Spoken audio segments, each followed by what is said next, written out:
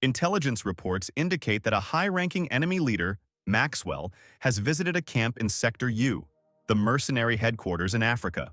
The general said in French, "This will be his last night. Of course, given the nature of the operation, we cannot deploy many people. There are 49 people from 5 units here, and of course, there will be no air support," he said. One of the soldiers asked how many men the enemy had, and it turned out that the minimum was 350 and the maximum was 500. Sitting among the soldiers, Darren did not know French, so he asked a comrade named Charlie to translate, but he asked him to shut up. The general continued to say that the goal of the operation was not suppression by fire.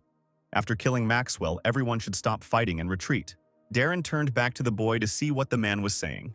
However, at that moment, the general shouted at the distracted young men. All attention was focused on Charlie. The guy sat in a confident pose with a stern face and looked at the boss. He ordered them not to be distracted. The young man asked the commander to continue his monologue. The man looked at Charlie with irritation. They pierced each other with their eyes. The general replied that at any other time he would have responded, but today he would ignore it. "Today is a very important day for all of us," he said. Charlie had been listening to him attentively all this time. Soon their meeting ended and the military was ordered to go and get ready. A few hours later, a quiet and gloomy night set in.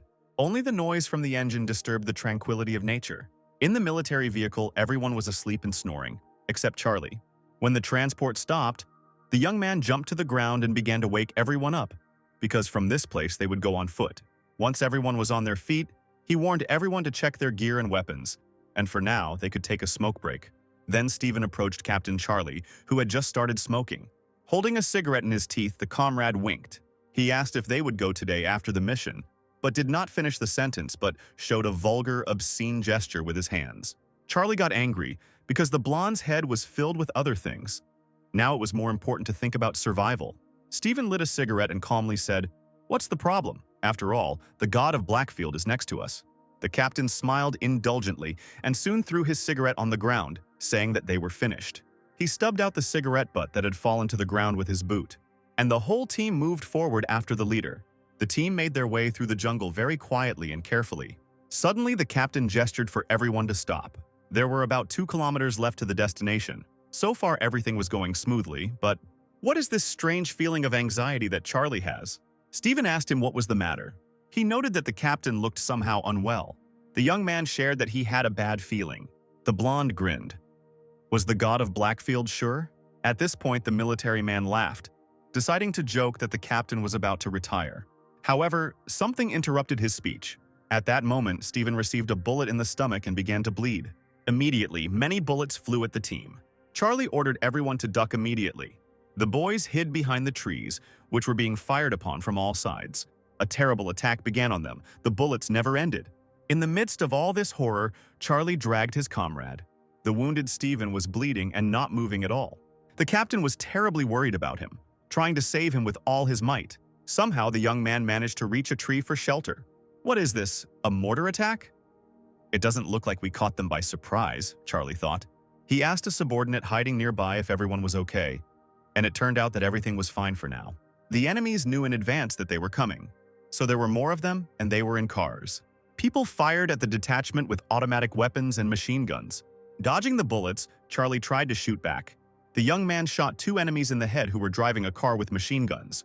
And immediately after, a bullet pierced the windshield and killed the driver. The car lost control and crashed into several people at high speed, crashing into a tree. Charlie approached Stephen and asked if he should be given morphine. The blonde replied that it was not necessary. He did not even understand where he was. After examining his body, the captain realized that the bleeding was severe and that the internal organs were also affected. He encouraged his comrade by assuring him that he only had a scratch and there was nothing to be afraid of. One of the guys turned to Charlie. "What are we gonna do?" The guy understood that Stephen was seriously injured, and if they wanted to survive, they had to retreat. "Captain, you understand everything," Stephen groaned. Writhing in pain, he asked to leave. "You're crazy," Charlie thought, gritting his teeth. The young man shouted at his comrade and began to ask furiously, "Who am I?" The soldier was breathing heavily, sweat running down his face. He repeated his question even louder, placing his hands on his shoulders. Stephen smiled, looking at the captain, and he said, "You are the god of Blackfield." At this moment, an explosion is heard nearby. The shell-shocked young man doesn't understand what this is. Suddenly, he hears someone nearby groaning in pain. The The sounds came from Darren, so Charlie turned to face him. The wounded Darren insisted that everything was fine, hiding behind a tree that was currently being furiously fired upon. The captain begged him to hold on a little longer. They were practically at the camp. After these words, Charlie ran straight into the bullets. But almost immediately, his skull is pierced by an enemy attack. Everything suddenly started spinning, and the ground started slipping out from under my feet. A moment later, the young man fell, bleeding, barely able to see anything around him. Lying on the ground in his own blood, Charlie suddenly realized that someone had shot him in the head from behind. The enemy began to approach their group. The captain's eyes slowly darkened. Only one thought remained with him until his death. A sniper? Who was it? After that, the young man passed out. There was darkness all around. The back of his head was splitting with pain. He was very thirsty. Was the young man dead? The barely distinguishable voices of people could be heard all around. The light slowly penetrated his eyes. The voices were in Korean. "You are lucky. You are young, so you recover quickly," someone said. The picture and sounds became clearer and clearer. The doctor said, "Student, are you awake?" Finally, the guy opened his eyes and a bright light hit them. The doctor standing next to the patient asked the nurse to check the numbers. As it turned out, patient Charlie Ross had regained consciousness, so the nurse called the doctor. The worried doctor turned to him. He began to check his vision with a flashlight. The doctor assumed that due to the fact that the young man had previously been involved in sports, he was recovering quickly. The doctor began to ask the young man about his mood and well-being. At the same time, the man took out some cotton wool with tweezers. While his face was being wiped with it, the patient was able to quietly ask, "What is this place?" He was told that he was in Sebyul Hospital in Gangnam.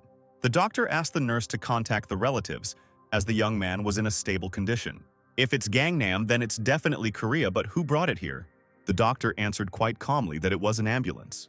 The patient couldn't believe this nonsense. How could there be an ambulance where he was? The man asked the nurse to look after him, as the student woke up 3 days later and was not fully recovered. Charlie stood up abruptly. He was indignant that everyone was calling him a student. Then he noticed something. He quickly got out of bed and onto the floor barefoot. The doctor wanted to warn him that it was too early for him to get up, but the guy had already headed to the other end of the ward. The patient walked up to the mirror and dug his hands into the sink. Charlie touched his reflection and was horrified. He was in the body of a young student guy. What is that? After a few days in the hospital, the boy was heading home. The boy knew his name was Charlie Ross and that he was 29 years old. Profession: commander of a detachment of mercenary forces of France. In July 2016, Charlie was on a battlefield in Africa when he was knocked unconscious by gunfire. It would be more accurate to say that the young man died on the battlefield. And in 2019, he woke up in South Korea. The guy was in a coma for 3 days but woke up because he switched bodies. The most amazing thing is that here his name is also Charlie Ross, only he is 19 and a senior in his senior year. He goes to Sinmin High School in Gangnam, fell from the roof of the school building, lost consciousness, and came to his senses 3 days later. That's what Charlie was told. But naturally, it was not he who came to his senses, but I, thought the young man. He was distracted from his thoughts by a female voice asking if he remembered the house where he lived. Sitting next to him is a woman named Sophia Ross. She is his mother. Their conversation is interrupted by the driver who asks Sophia not to rush. The doctor said that the memory will return if you avoid unnecessary stress and rest more, said Jim, the student's father. After a while, they drove up to the house. Their car pulled into a free parking space in front of the entrance, and the father invited everyone to come inside. They went up to the floor and entered the apartment. The mother asked again if her son remembered his home, but the father interrupted her. He hugged Charlie and asked him not to worry about anything and to go and rest in his room. The young man was faced with a choice, which door to enter to get into his room. Father kindly suggested that his bedroom was on the left. Ross tugged the door handle carefully. He stopped and suddenly looked back unnoticed, after which he immediately went inside. Mom and Dad looked after him with excitement. When they were alone, they shared their concerns about their son. Meanwhile, Charlie admired the room, which was 100 times better than the personal room of the mercenary commander. This kid was just a rich guy. The most important thing among all of this is that the workplace with a computer is the most pleasing. The student decided to turn it on by pressing the button. He settled into a comfortable chair, however. A login password appeared on the screen, which he, naturally, did not know. There was a telephone lying on a stand on the table which caught his attention. The young man took it, because you can use the internet on your smartphone. Unfortunately, it also had a password set. Charlie didn't understand why so many passwords were set. Here he feels a round surface on the back of the phone. Thanks to his fingerprint, He was able to unlock the phone. It was obvious because Charlie was in the body of the owner of this phone. Who knows? Maybe he will be able to find some thread leading to the solution of his death and transfer into this body. However, an internet search for 2016 Battle in Africa Masalan yielded no results. Maybe it's because the boy was searching for it in Korean. Ross typed the same query, but in English. There were no results, so he decided to try French.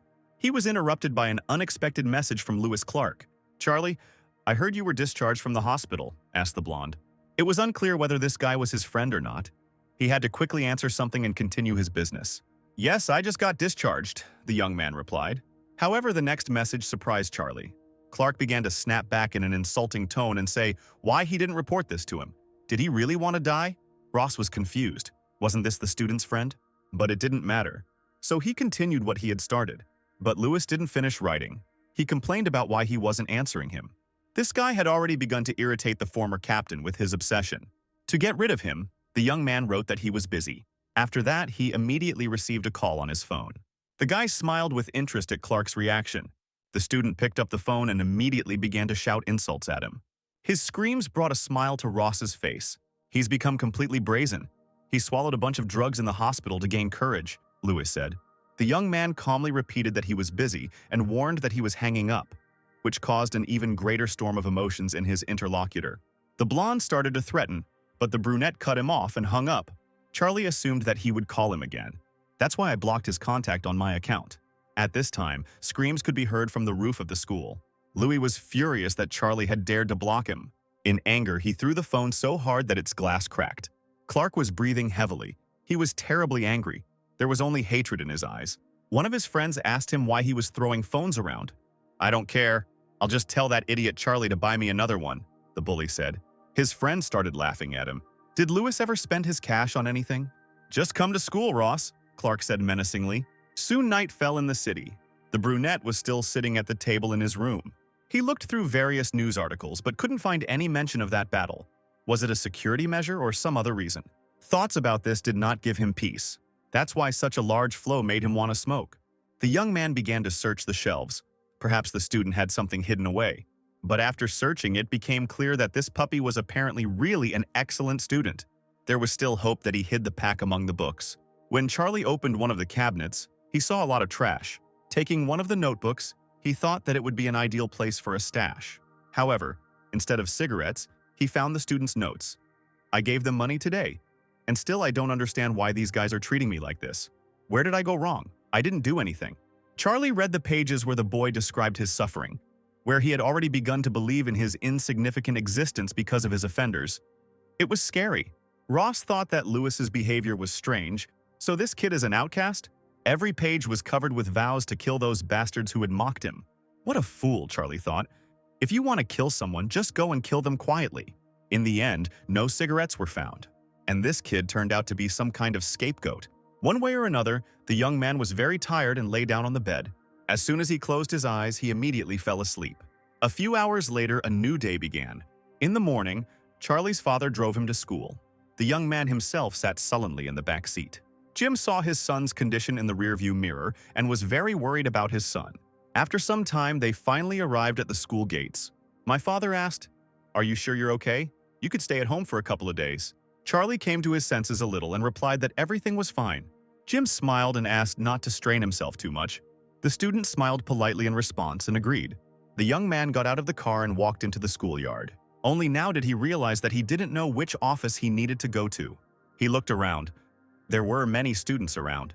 It would be nice if someone showed him everything here. Suddenly, someone from the crowd called out to Charlie. At that very moment, everyone around began to whisper and glance sideways. Lewis walked confidently towards him and said cheekily, "Isn't this the same Charlie who grew balls of steel in the hospital?" The young man looked at the blonde man carefully. He saw that his badge said Lewis Clark and realized that this was the same man he had spoken to on the phone. The enraged hooligan shouted loudly, reminding them of their conversation yesterday. Charlie began to smile, chuckling a little. "What are you laughing at? Have you been sniffing glue?" Louis started snapping. Ross's face was beaming with happiness. His guidebook was in front of him. But Clark's facial expressions indicated that a fight was about to happen. Not understanding what the young man was talking about, the blonde asked him again. "You are Lewis Clark, aren't you?" Charlie asked happily. "Yes, bastard, I am Louis Clark, to whom you always brought cigarettes and lunches without question," the hooligan yelled throughout the yard.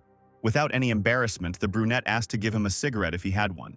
Ross extended his hand with a friendly smile. Clark began to flex his fists. He wanted to wait until lunch, but the student apparently couldn't wait. He ordered the brunette to follow him, quickly turning away and walking away. He didn't even doubt that Charlie would not follow him. Soon the two of them entered the empty gym. After walking forward a little, Louis stopped. He turned around with a grin, looking at the young man. The blonde was the first to decide to start intimidating Charlie, aiming punches at him. "Do you know how hard it was for me without you?" said the impudent Clark. His fists froze in the air, a few centimeters from the student's face. "Bastard, did you want to die?" Clark said. But his verbal attack was interrupted by a powerful blow to the face from Ross. "Why are you talking so much?" asked the brunette. Louis flew a couple of meters away from him from the force of the blow, but Charlie immediately runs up to his body. And again he swings for another hard blow. His hand moves towards the guy's head at an insane speed.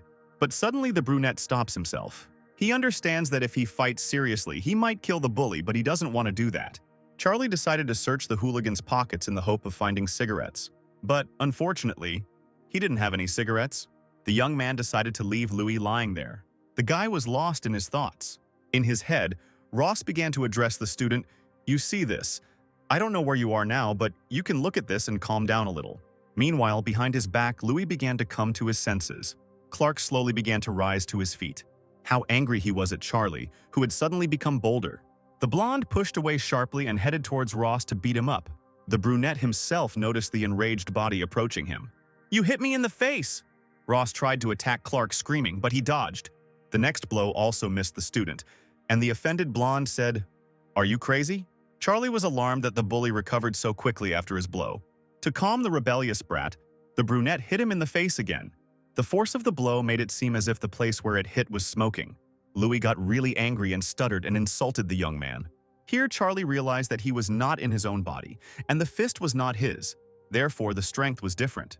Since it wasn't possible to knock him out with one blow then, he was going to beat him until it had an effect. Once again, Louis received a punch in the same place. The guy pushed off the parquet floor to gain speed.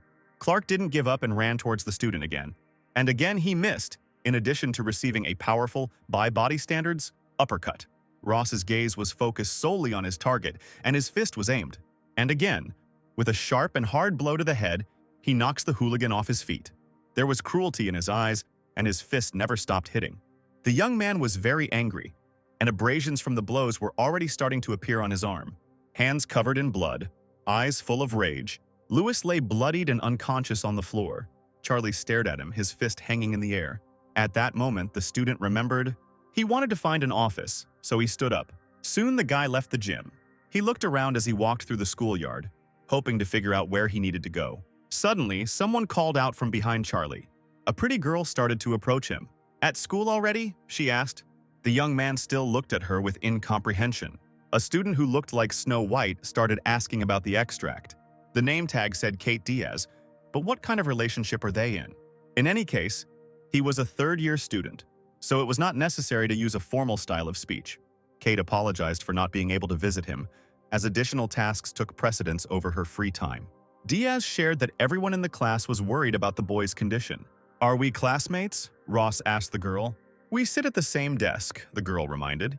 She began to reach her hand towards his head, afraid that something was wrong with her, but the young man dodged it and said that everything was fine. Charlie turned abruptly and called for her to come. Well, for starters, he will at least be able to find an office thanks to the girl. A little later, the guys entered the office. The young man sat by the window and realized that this was the perfect view for a shot. Here, the office doors opened suddenly. The whole class turned around to see who had entered. It turned out to be Louis, burning with anger and resentment, covered in blood. Everyone in the class started whispering about his broken face, assuming that he had gotten into trouble with the bullies from another school again. Charlie looked at him sideways. "Is this puppy also a classmate?" Without taking his eyes off Ross, Clark pushed back his chair. He sat against the opposite wall and deliberately turned around so as to pierce the impudent fellow with his gaze. The face, swollen and covered in blood, expressed hatred and disgust. Charlie didn't pay any attention to him. The guy was getting on his nerves. Louis took his phone out onto the table. He wrote to someone, "This Ross has gone completely crazy. Everyone leave during the first lesson." This bastard won't get off easy, Clark thought. The physical education lesson began. The whole class lined up in sports uniforms outside. The teacher looked carefully at those present in the class. "What about the uniform?" he asked Charlie, who was standing in his usual school uniform. Kate said in his defense that the young man had been in hospital for some time and had only recently returned. The coach quickly understood the situation and asked the guy not to strain himself too much and to rest in the shade. "Today you can play football, basketball, or dodgeball.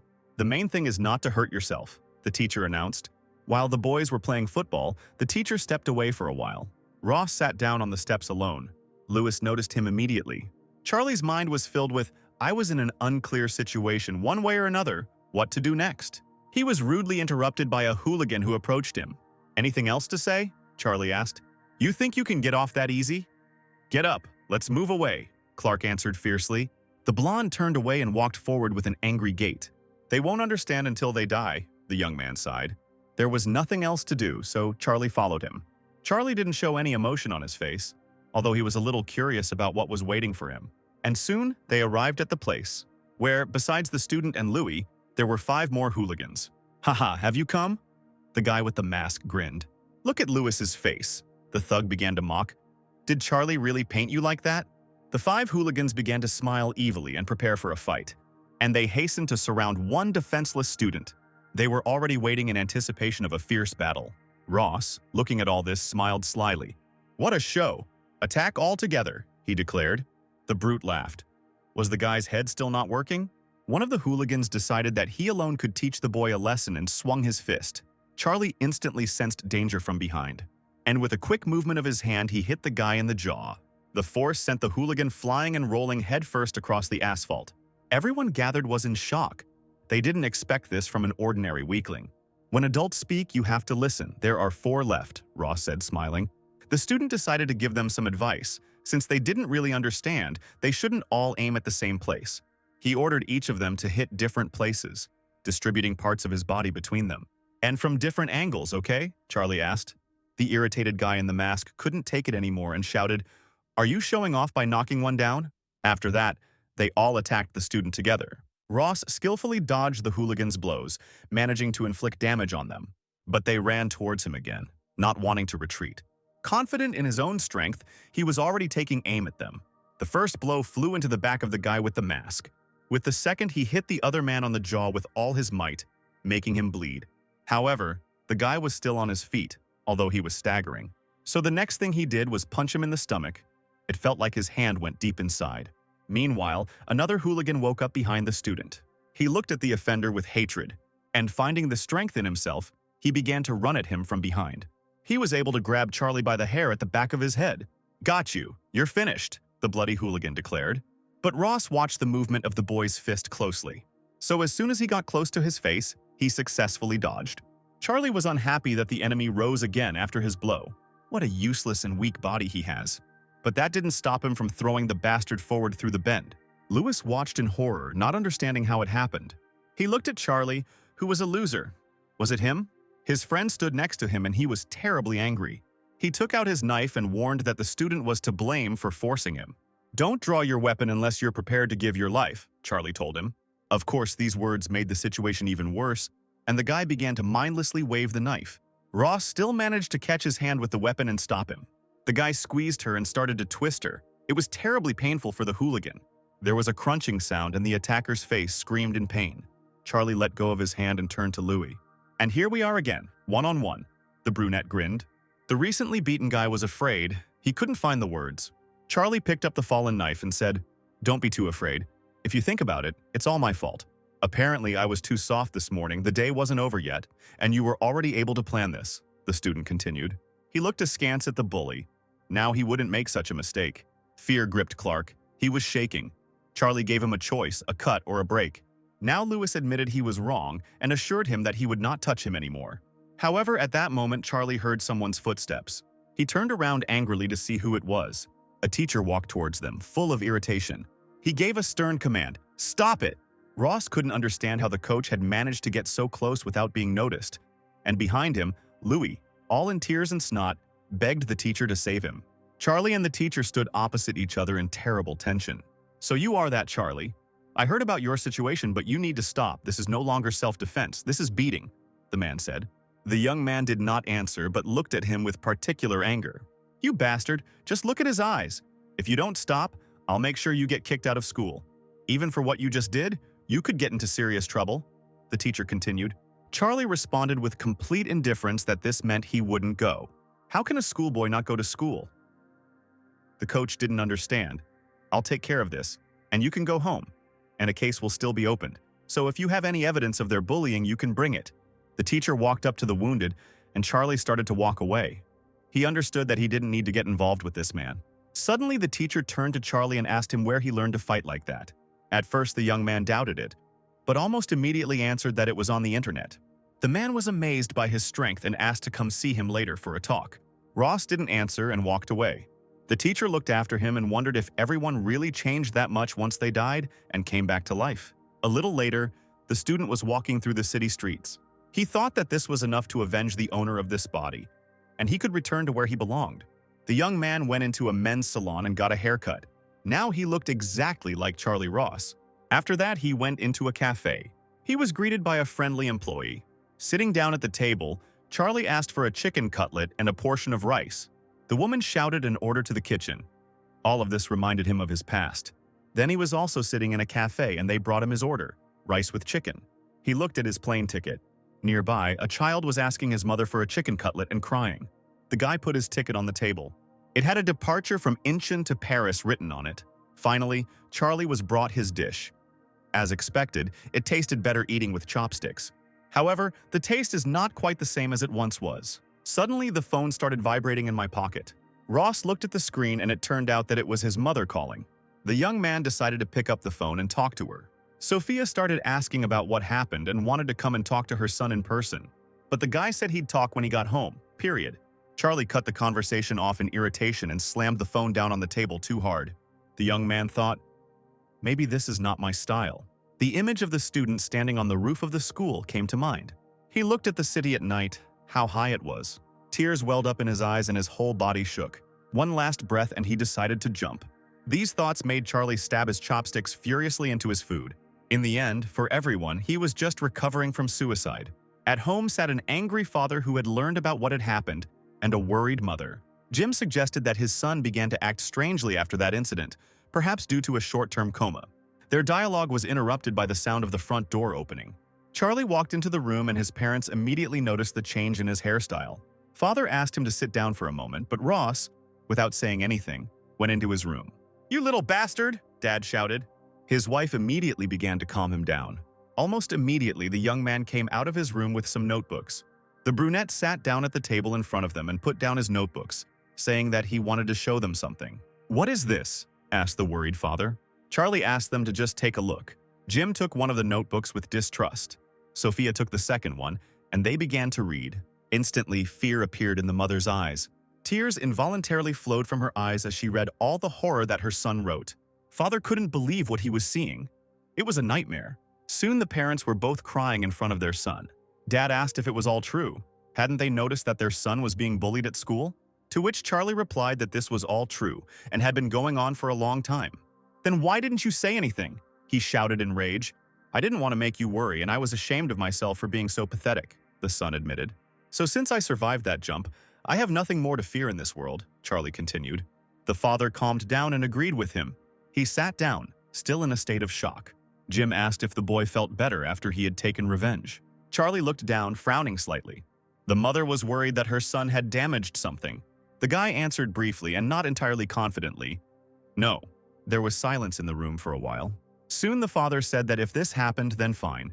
But he would deal with it all himself, so he asked the family not to worry. Charlie looked at him questioningly. Jim asked him to promise that if something like this happened again, his son would definitely tell them. The young man confidently said that it was all in the past. "But still, give us your word.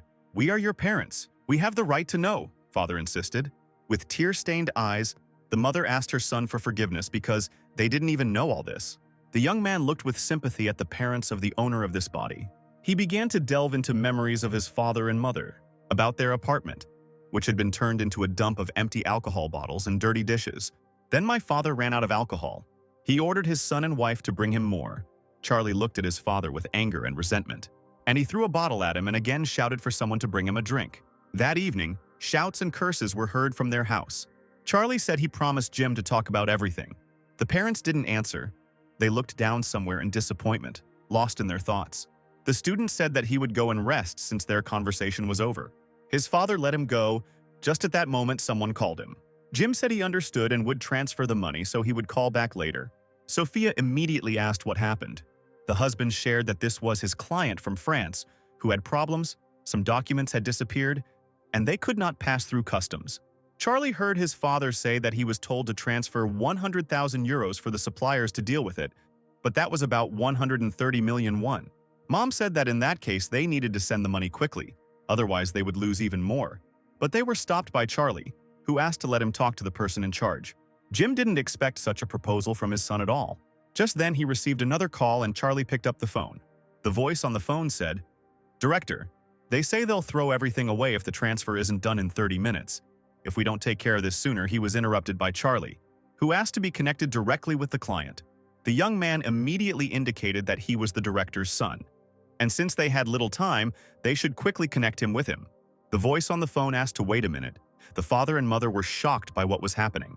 The client joined the conversation and Jim's son began speaking to him in French. Charlie spent some time talking to the client in a foreign language. Neither father nor mother understood what was happening. Soon, Charlie said goodbye to the person on the other end of the phone. Giving the phone to Jim, Charlie said that they found the lost documents. It just happened. So there are no more problems with customs. The father was happy and shared that they sometimes have such force majeure situations, to which his son replied that this would not happen again. "I said that in that case I would set the Algerian mercenaries on them," Charlie said. Of course, he immediately said that he was joking so that his parents wouldn't worry. Mom decided to find out when the boy learned French because they don't teach it at his school. The son hesitated awkwardly and said, "On the internet." Mom smiled and patted Dad on the shoulder. "The current generation has gone too far." The student bowed and said, "If you are finished, then I will go and rest." Ross went to his room and lay on his bed for a long time, lost in thought. It looks like he will have to postpone his trip to France. His body is not in the best shape, and his head has not yet recovered. Besides, now he has a family. He lives with his parents. Charlie sighed heavily, thinking about all this. He decided that as soon as he recovered, he would leave immediately. Time passed and a new day came. Charlie went to school again. Everything is fine, of course, but does a student have nothing better to do than school? He thought. Since he was bored anyway, the young man decided to take a nap and settled down on his desk. He was disturbed by the uncultured Louis, who brazenly sat down in front of him and forced him to raise his head. Charlie was surrounded by the same hooligans who had been beaten up yesterday. The student asked if Clark was tired of all this. "Tired of it? We'll definitely give it to you today, so follow me," the blonde ordered. Not wanting to obey him, the student lay down on his desk again and sent the hooligan packing. Louis smiled strangely. Was the brunette really refusing? "So you don't care what happens to Kate Diaz?" the bully asked. After these words, Charlie stood up abruptly, asking if he had misheard. Seeing his opponent's reaction, Louis repeated with a cheeky smile, "Yes, Keith Diaz." "Who is this?" Ross asked quite sincerely, not understanding who they were talking about. The hooligans suddenly fell silent and were stunned by what they heard. "Just look at this idiot." The blonde was indignant, while the brunette tried to remember someone with that name. "She immediately ran to the roof as soon as she heard about you, and you decided to forget her?" Clark was indignant. At that moment, Charlie suddenly remembered that it was his desk mate and instantly jumped up from his chair. Now his face reflected anger and he asked, "Where is she?" Louis was pleased with this reaction and smiled sarcastically. Soon they and Clark climbed up to the roof. Charlie looked carefully at the people in front of him. 7 hooligan boys, 4 girls, and Louis himself met him. They all looked at him with malicious glee and smiled, clearly preparing for the massacre. "Ross, you bastard! I tried especially hard for you today. You better get ready," the blonde declared. "There are girls here too," the young man thought. One of them, a blonde with makeup, noticed the guy. "What do you want to get?" she quipped. Charlie said sternly, "You 4, leave." The blonde clearly didn't like this tone, and she got angry. The girl decided not to delay and immediately approached him. She started yelling at him arrogantly, "Who are you anyway?" She was immediately shut up by a slap in the face. The impudent girl immediately fell to the floor from surprise and humiliation. She turned around, hurt and in tears, at the guy who hit her, covering her reddened cheek. "Get out of here or you'll die," Charlie explained coldly and sternly. The confused blonde looked back at the hooligans, seeking support there. Louis said they would pay Charlie back by asking the girls to close the door and leave. The insulted girl could barely hold back her tears, burning with shame. Standing on her feet, she ordered that the bastard be finished off. Ross watched the girls sideways until they left the roof. Then he turned to the crowd of guys and asked where Kate was. And at that moment, Diaz just entered the classroom. Her friend started asking her where she came from. Kate said that she came from home, but missed the bus she usually took. The girl asked where such interest came from. Was anyone looking for her? The friend, without saying anything, looked up, where the fight was about to take place. Not understanding anything, Diaz also looked up. Meanwhile, Louis revealed that he had deceived Charlie by saying, did he imagine himself to be a prince who had come running to help Snow White? Here Ross thought, but really, if you look at it that way, Kate really does look like Snow White. In that case, Ross had nothing to do here, which he announced to those gathered. The young man turned around and walked towards the exit from the roof. However, he was immediately surrounded by hooligans blocking his path. Charlie didn't like this behavior of the boys. What, you want to try jumping off the roof again? Louis said disgustingly.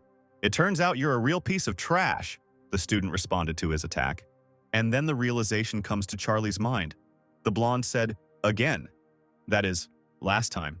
Ross asked the hooligans, was it because of you? Wow, you really lost your memory. I didn't even touch you. But you asked for help so much that you didn't even notice how you fell, Clark told him. The people who now surrounded the student now revealed their true faces of cruelty and deceit. You should have told me this earlier, the brunette said with unnatural coldness. It was clear that he was furiously irritated. Don't show off. Today will be completely different. I've gathered all the strongest guys from the area. You're definitely finished, said Louis. One of the hooligans started walking straight towards the young man. A huge brute approached him. It seemed that he was twice as tall as the guy. The man looked at Charlie and said, no matter how you look at it, you look like a girl. He placed his large hand on his head, not believing that the young man was really so strong. Enraged by this attitude, the brunette, peeking out from under his arm, said, I really am strong. The young man grabbed the thug's wrist with all his might, and he dislocated his arm so much that he couldn't move from the pain. Covered in sweat and writhing in pain, the bully tried to somehow insult the guy. But at that very second, he received a knee in the face. Louis shouted in panic that he had warned them to be more careful. He ordered everyone else to hit everyone at once, and they ran to attack. Having thrown the big guy to the floor, Charlie headed towards the rest. One after another, he knocked out his opponents in the stomach, neck, face, someone with a kick to the jaw. Another guy got punched in the nose with all his might. Blood gushed out like a stream. At that moment, a hooligan with a knife approached Ross from behind and was already aiming at him. The young man successfully dodged the blow, carefully watching every movement. The brunette stood in such a way that he could grab the handle of the weapon. Then he twisted the bastard's wrist so hard that he dropped the knife. Fearing for his life, he began to shout, "Wait, wait!" But it was too late, so his next move was to poke his fingers into his eyes so that he fell to his knees. The last one left was Louis. Charlie looked back at him. Ross walked around the knocked-out opponents and approached Clark, leaving them alone again. "What kind of person are you who feels no remorse for nearly killing a schoolboy?" the young man asked in a rage. Louis stood at the edge of the roof and begged the brunette not to come near him.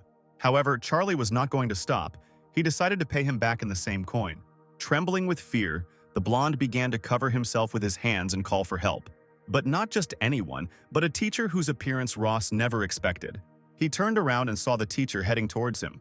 "Is it him again?" the coach thought irritably. The man shouted sharply, "Calm down quickly!" Charlie began to suspect that this man was not an ordinary teacher. Here he turned his gaze to Louis and addressed him. "I'll talk to you separately," he said, and commanded, "Take your guys out of here right now." Tears of happiness appeared in Clark's eyes. He was saved and immediately obeyed the teacher. The hooligans, slowly and with some help from their comrades, were able to leave the roof, leaving the teacher alone with Charlie. The teacher lit a cigarette and said, "Not even a day has passed and you did this again?" Charlie wondered how he knew they were here. It turned out that Kate Diaz ran to him and told him everything. While smoking a cigarette, he asked what they were going to do with it. "This kind of thing is really not okay," the teacher declared. "What?" the student asked him indignantly. "Puppy, if you want to be a student, act like one. You'll regret it later," the man shouted at him. At that moment, a thought comes into Charlie's head. Is this just an accident, or did the same thing happen to him as to me? The young man decided to test this thoroughly and said to him, "Hey," which naturally angered the teacher. Ross began to attack the man with his punches, but he dodged. How dare this student attack the teacher? It irritated him terribly. So he hit him back, but Charlie successfully dodged his powerful blow. They exchanged glances in the midst of a tense battle, and the coach even dropped his cigarette. The teacher continued to deliver a series of professional blows, which the student successfully dodged. In addition to dodging, he blocked and parried blows. The man continued to aim his large fist at the young man. However, each of his blows flew through the air, and not at the target. At one point, they both struck at the same time and dodged, missing. And finally, they stopped in a fighting stance, holding their fists to each other's faces. The teacher was amazed. How could an ordinary high school student do this? The man asked the young man who he was. The guy grabbed his fist with his hand and smiled. "I don't even know who I am." The teacher did not understand what the student meant. Charlie asked calmly and clearly, "Who am I?" After this phrase, the teacher was shocked. His eyes widened in surprise. Charlie repeated again, but this time he shouted loudly, "Who am I?" The teacher couldn't believe it. He asked him to tell the rest. Ross looked the man straight in the eye and said, "God." And together they said, "Blackfield." The teacher did not expect this at all. The man was amazed. Charlie smiled approvingly. It seemed his plan had worked. Later, the two of them came down from the roof and entered the reception area. The man turned out to be the reincarnated Darren. Charlie was curious why the guy spoke Korean so well. It turned out that Darren himself had no idea why this was so. He began the story after you were hit. They dealt with me quickly too. I woke up in bed, as if I had woken up from a bad dream. It turned out that I was in Korea, and next to me in bed was supposedly my wife. Then I noticed that I spoke Korean quite fluently. Ross smiled and asked, "Well, since it's you, do you have a light?" Darren explained that smoking was prohibited here. "What?" Charlie asked, cheekily and disappointedly. "What?" Darren corrected him with a small grin. Ross swung sharply at the confused Darren for such impudence. He put his hand on his heart in fear to catch his breath. The teacher started shouting, "That's it. I don't know anything. I said it's not allowed, so it's not allowed. What kind of nonsense is this?" A student asks the teacher for a cigarette. Charlie asked in amazement if he really was a high school student, to which Darren replied, "It doesn't matter what's inside, but you have the body of a high school student. I won't give you anything, even if you kill me." What a bastard. I understood everything. I myself have no desire to pollute the body. The student turned away offended. The boys looked at each other happily. Ross thought, it turns out that Ken Evans is Darren. Judging by his story, we have traveled to the same time. "Did you enjoy your wife's embrace while I was in the hospital?" the young man asked. Darren smiled and said, "It wouldn't be a pity to kill her." This phrase infuriated the student, but the man asked him to be quiet. "I am a teacher, and the commander is now a student." Charlie concluded that his comrade was in hiding. Here, Darren decided to ask why Ross was behaving like this, since he had been reborn. Why not be an ordinary student? "Do you think I enjoy dealing with children myself?" Charlie asked, stating that they were pestering him. The young man shared that he does not intend to stay here for long and will return to France. "Are you going to go back to the hell you barely escaped from?" Darren asked, completely confused by the commander's decision. Charlie assured him that there was definitely someone behind all this. If he didn't find these bastards, how could he think calmly about those who died so unfairly? The comrades sat opposite each other and silently looked into each other's eyes. Darren broke the silence by saying that in that case he would go with him during the holidays. Ross smiled mischievously and asked, "Hey, want to do a tour?" The man frowned and answered sternly, "What do you mean? I'm actually serious too. Don't reveal yourself and just stay here to live looking after those jerks. Don't let them pick on me," the young man asked, to which the teacher replied, "In any case, I was already quite well prepared and was going to deal with this." The student crossed his arms and said mockingly, "Weren't you weakly prepared against children?" "What? Did your self-confidence diminish after death?" However, Darren wasn't talking about the kids. He was asking if Charlie had noticed anything when he was fighting with those puppies. "Don't you think that was too much for a child's fight?" the man asked. Charlie calmly replied that there was nothing suspicious, since as long as there were no guns, it was just right for children's showdowns. Darren immediately started to get indignant. "Commander, are you sure you're from Korea? But ordinary hooligans don't use knives and bats." "Really?" The young man was embarrassed, and the man just sighed. The coach suggested that there was some kind of group behind them, and Ross chimed in, "Gangsters, really?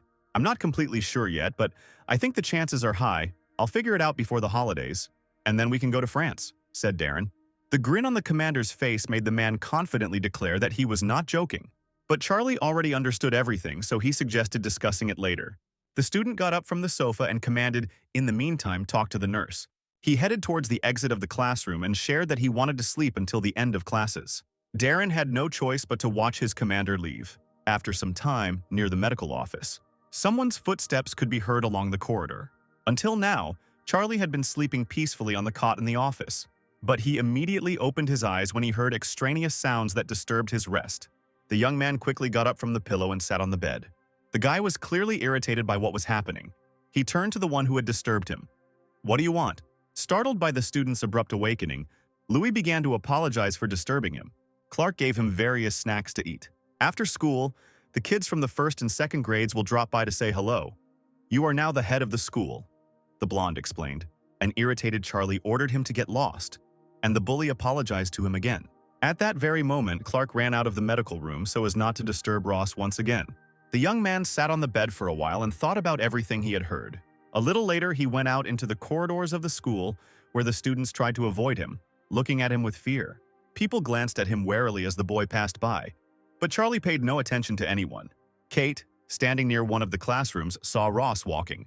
Shyly, tucking her hair behind her ear, she smiled sweetly and approached the guy.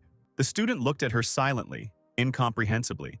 Diaz handed him his bag and asked if he was okay.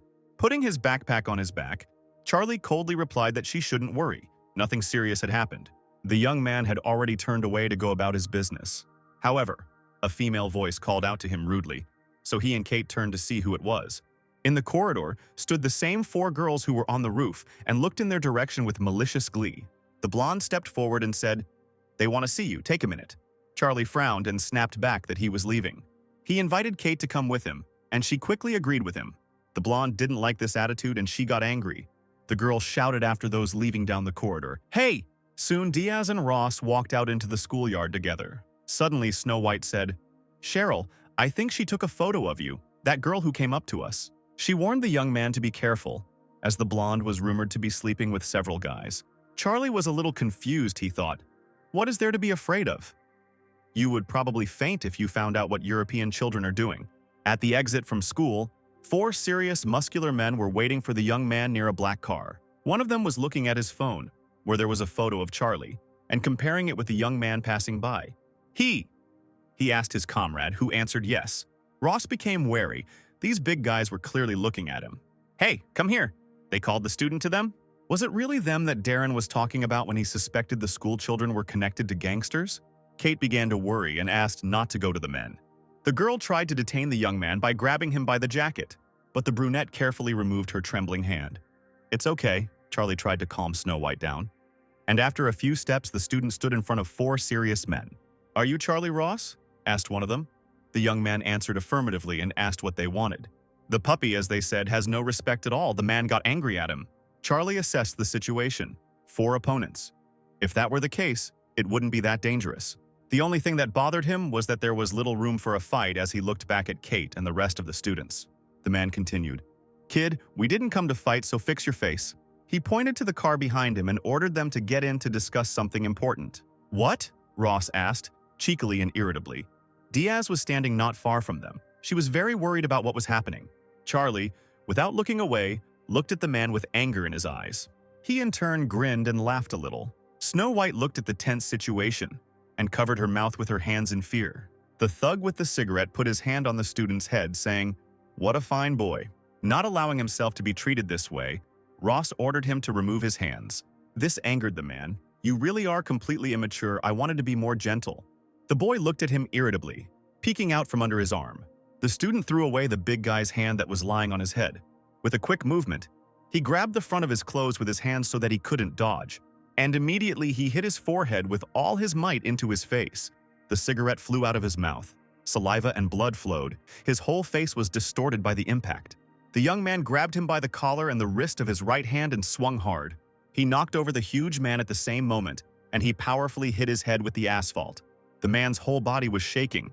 Foam was coming out of his mouth. The surrounding students were shouting, "They are fighting!"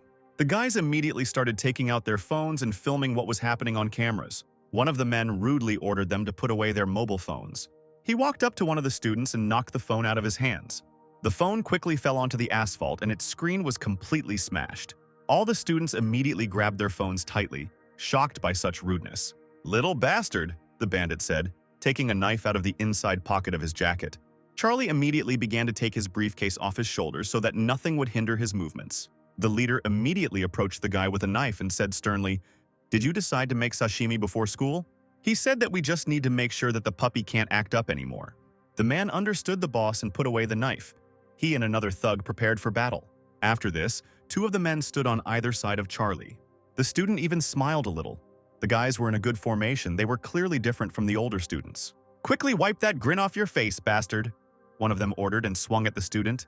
Charlie, in turn, aimed his fist to strike. And at the moment when the man tried to hit him, the student dodged and punched him in the jaw. After that, he immediately began to deliver a merciless series of blows. Everything happened so quickly that almost no movement was visible. And at this time, the second big guy decided to take advantage of the moment and attack the brunette from behind. Ross noticed out of the corner of his eye a large figure approaching him. Although he couldn't dodge, the guy successfully blocked it with his hand. And with the next movement, he turned around and struck a hard blow to the stomach so that the big man bent in half. The one who had been hit many times was terribly angry. And when he more or less came to his senses, he bared his teeth and began to aim at the student. The man believed that since Charlie had his back to him, he would be able to inflict serious damage on him. But his calculated attack was stopped by a fist to the jaw from Ross, who naturally sensed the enemy's movements. Instantly, a fist from the second bandit flew at the brunette from the other side. Thanks to his agility, he was able to bend down so that the man missed.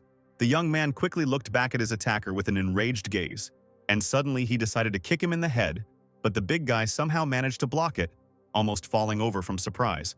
Charlie stood up on both feet and continued to deliver punches one after another to his opponent's body, while there was another opponent behind him.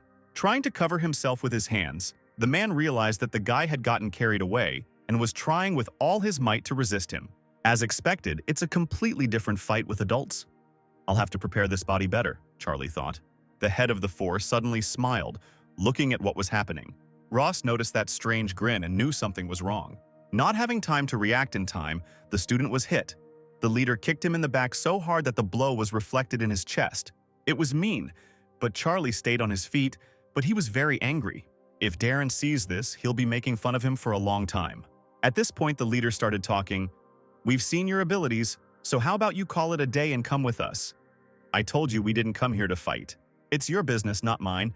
It just ruined my mood at the end of the day," Charlie answered him. Apparently, there was nothing left. So the leader began to take his hands out of his pockets. He decided to teach Ross a lesson and make him come with us, so he immediately hit him with his right hand. Although the young man managed to block it, he still felt pain from this powerful blow. At that moment, he decided to grab his hand, which was just near his shoulder.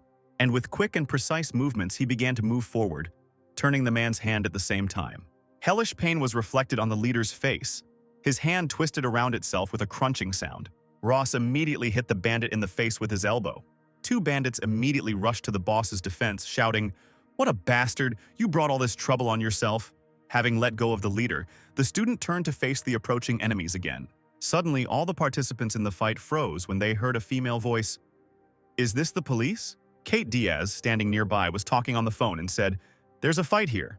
She looked around cautiously and continued, "Address?" The leader was unhappy with this outcome of events. It irritated him greatly.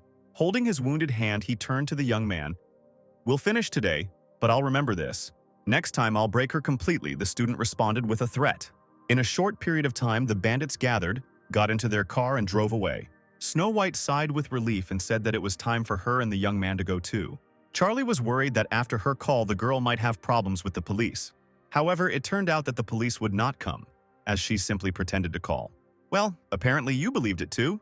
Kate smiled awkwardly. The student looked at her and thought, did she do this because she was smart or because she was stupid?